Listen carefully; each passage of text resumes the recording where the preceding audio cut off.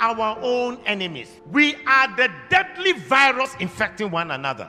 I read an article that talks about a man said, I got the opportunity to meet 6 rich Ghanaian men, and I asked them this question: why are they not building factories for the youth of this country to get a job to do? These 6 rich businessmen burst into laughter as if I have said something funny. Then one said, the people shouting, no food, no jobs are all thieves. The writer said, I said, really? I was shocked. And the man then went on. He said, I run a manufacturing business and trading business. He said, the biggest challenge in my manufacturing business is not electricity. It is not infrastructure. The biggest challenge is getting honest staff. Everyone we hire appears to be on a mission to steal as much as possible. They will inflate invoices, recording less than the actual number of units produced. The worst part of it all is that all the fraud we have uncovered is not done by a single person. It is usually many staff who collude with each other, from the production line to sales to finance and even to top management. The businessman said, there was a year I overhauled management 3 times. I now use Indian expatriate management. So competent, so honest, and so straightforward. I thought they were expensive at first, with all the visa fees, accommodation, house staff, but now that the losses due to staff theft have been reduced to a minimum and efficiency increased, the Indian management has turned out to be cheaper than the previous African Ghanaian management. Now all sensitive positions involving money go to Indians. Africans are only allowed in non-sensitive positions. This is what the businessman further said. I used to criticize indigenous African companies like Dangote Group that hire so many Indians when there are many unemployed Africans. But now I understand their painful decisions. He said, my biggest challenge in the trading business is the same. In other words, he has a trading shopping business, and he said it is getting honest staff.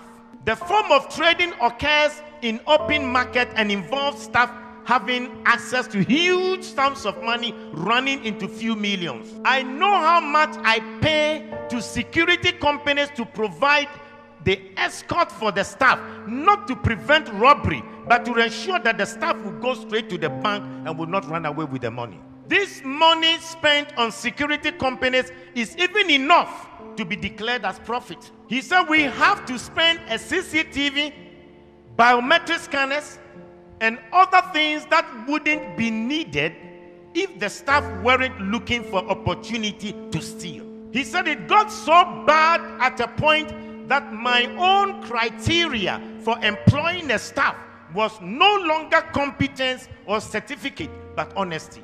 At least competence and skills can be learned, but once you are dishonest, you are dishonest. He said we always complain of the economy and how there are no jobs.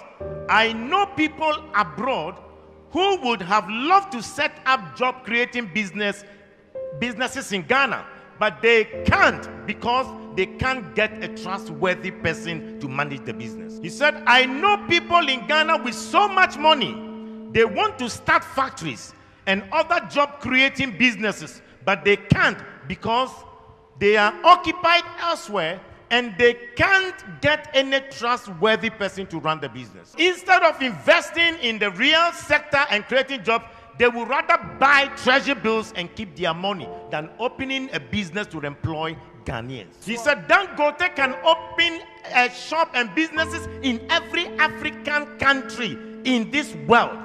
But the problem is that they can't find good people and honest people to manage. He said their biggest problem is top government officials, the dishonesty between government officials, that is preventing Africa to become better. He says, start a small farm, and they start a small poultry farm, and they will steal the eggs. He said, if they don't steal the eggs, they will intentionally kill the chicken and the fowls, and then they will ask you if they can take it home.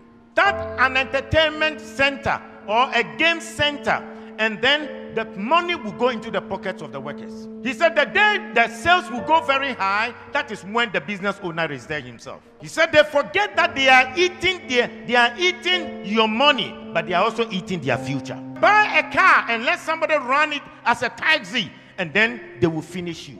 Start a restaurant, and the people will take half of the foodstuffs into their house for food.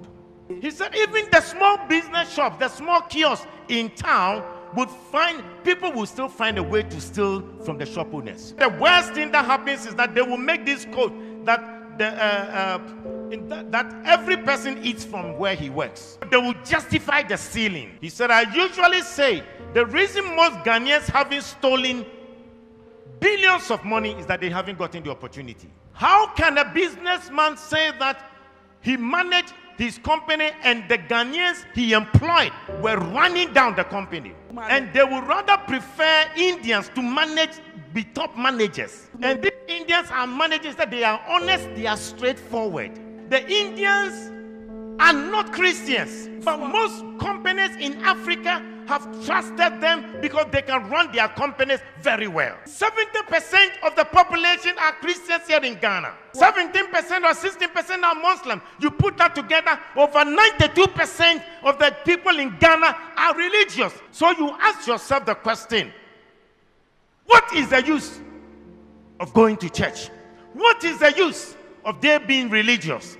And yet Hindus who are not Christians are more straightforward and honest to sustain a business than the people who come to church on a Sunday.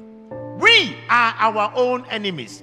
The businessman said, you wonder why there are no jobs? The people you meet them on the streets, if they are asking for a job, you employ them today. Tomorrow they will run your company down.